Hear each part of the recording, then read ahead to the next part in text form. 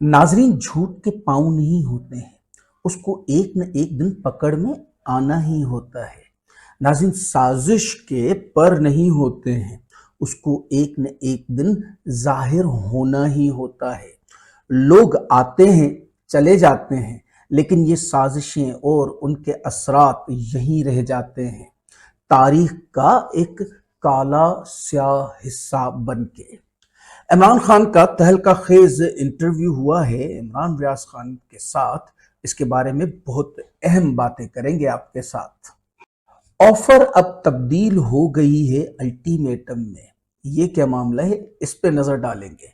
Chief of army staff ने अपनी policy वजह कर दी है, अवाम के सामने भी और हुकूमत के सामने भी। असद मजीद को मिला एक खास ओहदा, नजम सेठी का बड़ा बयान। अब तो एक एक करके सब खुल रहे हैं, सब सामने आ रहे हैं।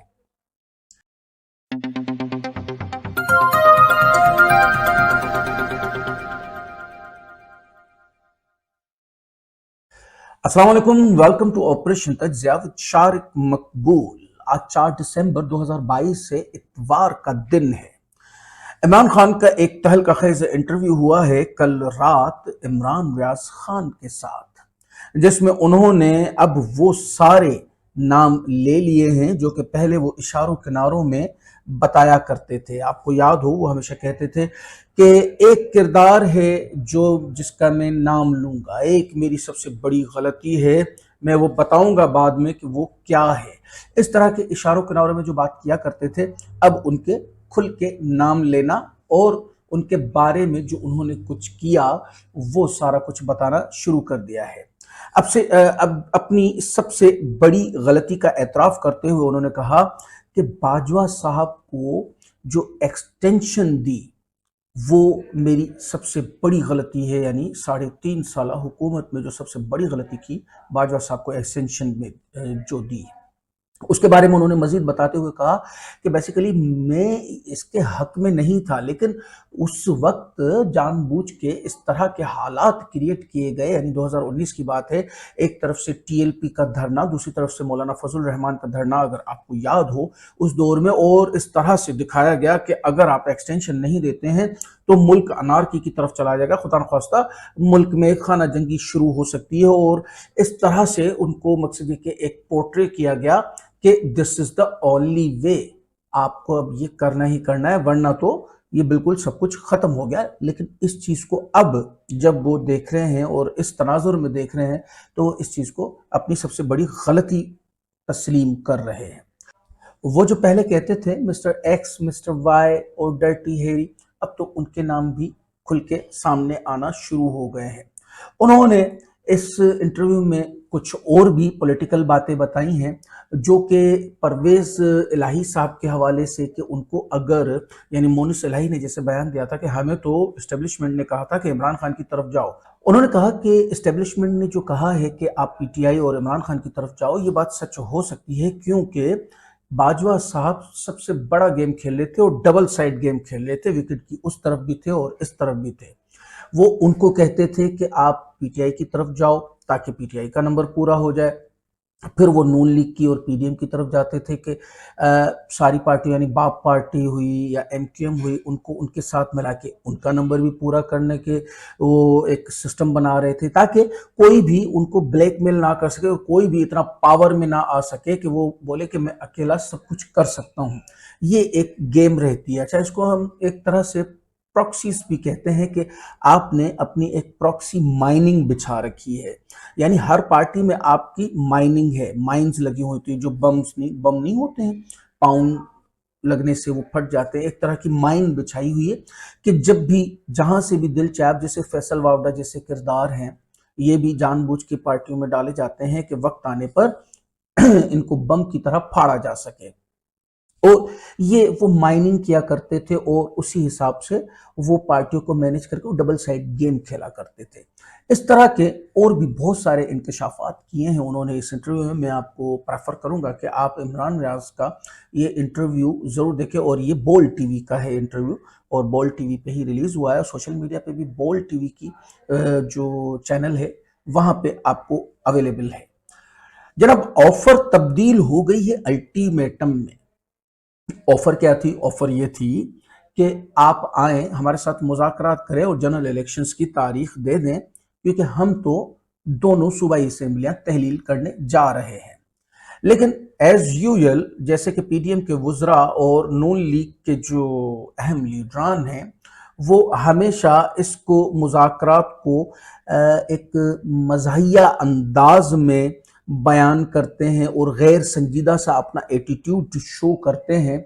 उन्होंने वही किया और उन्होंने इस बात को बहुत ही एक अजीब तरीके से पोर्ट्रे किया आवाम के सामने, और वो ऑफर अब तब्दील हो चुकी है अल्टीमेटम में कि वही असेंबलियां तहलील करने, शायद जो कि प्रोग्राम था 20 दिसंबर के करीब करीब, लेकिन अब शायद वो उससे पहले हो जाए, क्योंकि इस तरह के ऑर्डर्स इस वक्त तमाम पीटीआई के लीडरान को मिल चुके हैं, लेकिन वाजे अभी तारीख नहीं की गई है। लेकिन ये ज़रूर पता चल रहा है कि शायद ये 20 दिसंबर से पहले पहले हो जाए, क्योंकि उन सब लीडरान को ये कहा गया है पीटीआई की तरफ से कि अब आप सब लोग अपने अपने हलकों में वापसी जाएं और इलेक्शन की कैंपेन शुरू करें।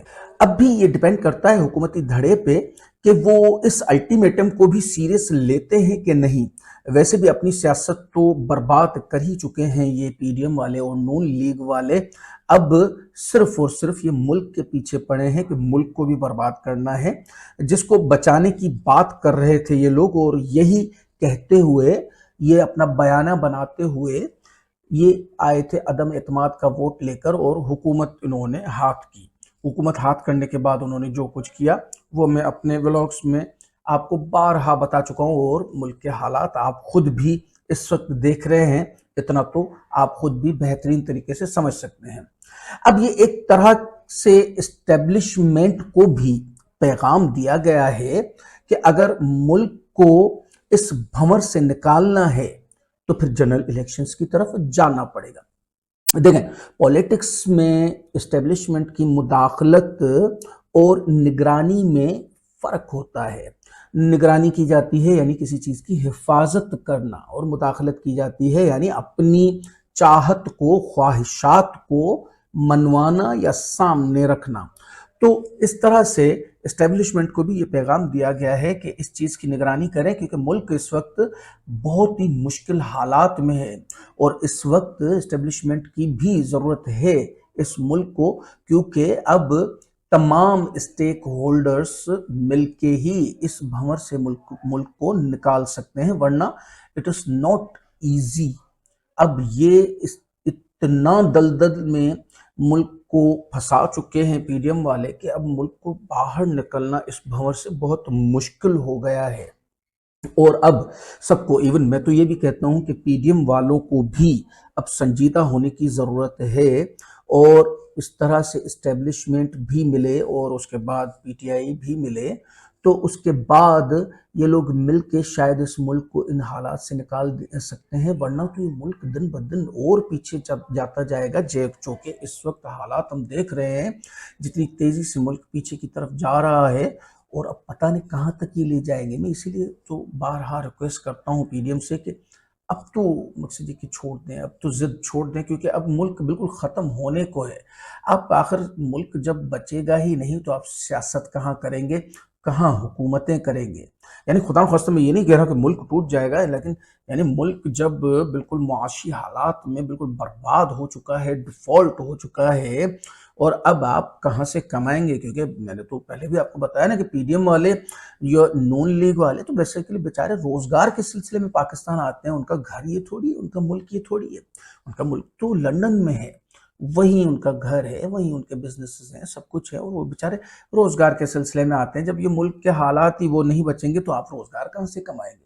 थोड़ा सा अब सीरियस होने की जरूरत है।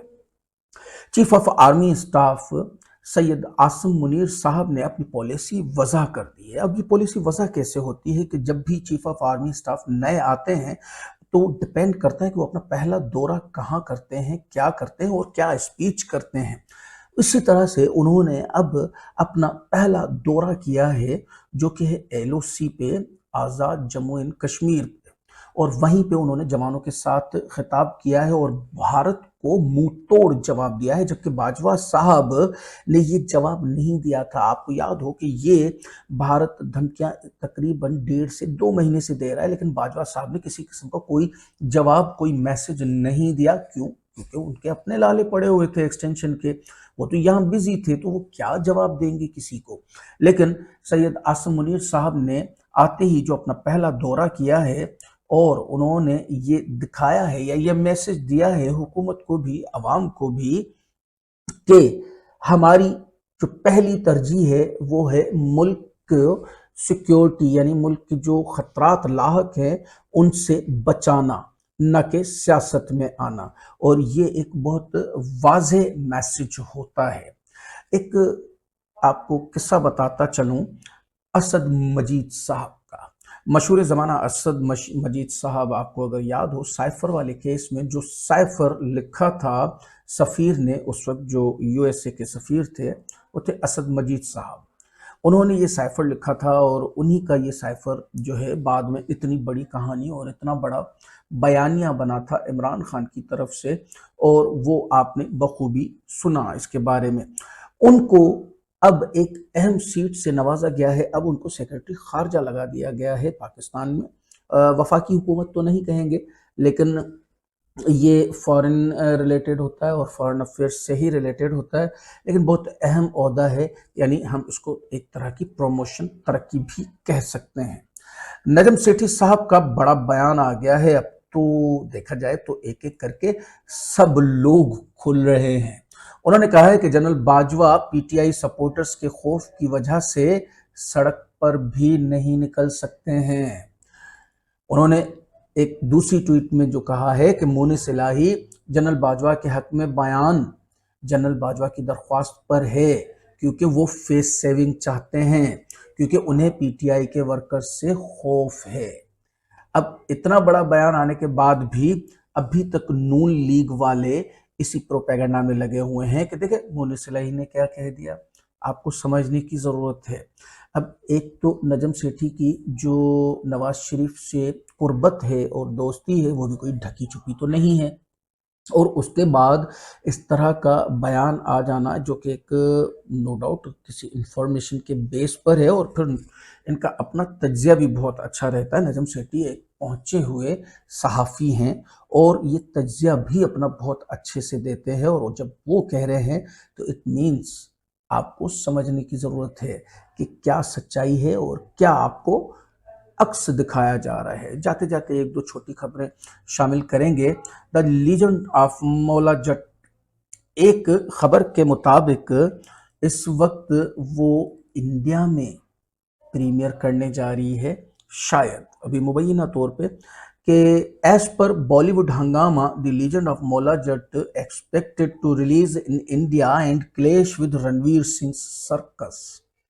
23 دسمبر کو ریلیز ہو رہی ہے سرکس رنویر سنگھ کی، جو کہ روہت شیٹی کی ڈائریکشن میں ہے، اور اسی دن دی legend of Maula Jat India میں ریلیز کی جا رہی ہے اس کے مقابلے میں، کیونکہ اس وقت دی لیجنڈ آف مولا جٹ نے جو دنیا میں اپنے جھنڈے گاڑے ہیں، وہ جھنڈے اس وقت بہت ہی ڈنکے کی چوٹ پر بج رہے ہیں۔ میں آپ کو اگر بتاؤں ایک چھوٹی سی خبر کہ انگلینڈ یعنی یو کے میں اس وقت پورے سال کی جو نمبر 1 مووی ہے وہ ہے دی لیجنڈ آف مولا جٹ، یعنی KGF، جو کہ انڈیا کی اتنی بڑی مووی، RRR اس سے بھی بڑی مووی، یہ سب اس وقت دی لیجنڈ آف مولا جٹ کے پیچھے رہ گئی ہیں۔ مولا جٹ اتنی آگے نکل چکی ہے، اور شاید اسی وجہ سے یہ لوگ اب انڈیا میں پریمیئر کر رہے، جبکہ پاکستانی موویز انڈیا میں لگنا بین ہے۔ ایک اور چھوٹی سی خبر ہے کہ سندھی کلچرل ڈے ہے سندھ میں، جو کہ سندھ گورنمنٹ کی طرف سے منایا جائے گا دسمبر میں۔ تاریخ ابھی وضع نہیں ہوئی ہے، لیکن ایکسپیکٹڈ 19 یا 20 دسمبر کو یہ سندھ میں بہت زور و شوروں سے ہر سال منائی جاتی ہے، اور اس سال بھی منائی جائے گی۔ اس پر میں اپنا ایک خصوصی ولاگ بناؤں گا سندھی کلچر، سندھی ٹوپی اور اجرک پہ، اور وہ خاص ریلیز کریں گے ہم۔ ملتے ہیں اگلی ویڈیو میں، कुछ नई खबरों और उन पर मोतबर तज्जियों के साथ क्या देखना और क्या सुनना चाहते हैं, हमें अपने कमेंट्स में ज़रूर बताइए। चैनल को सब्सक्राइब करें और वीडियो को लाइक करें, अपने फैमिली और फ्रेंड्स के साथ शेयर करें। बहुत बहुत शुक्रिया। पाकिस्तान जिंदाबाद।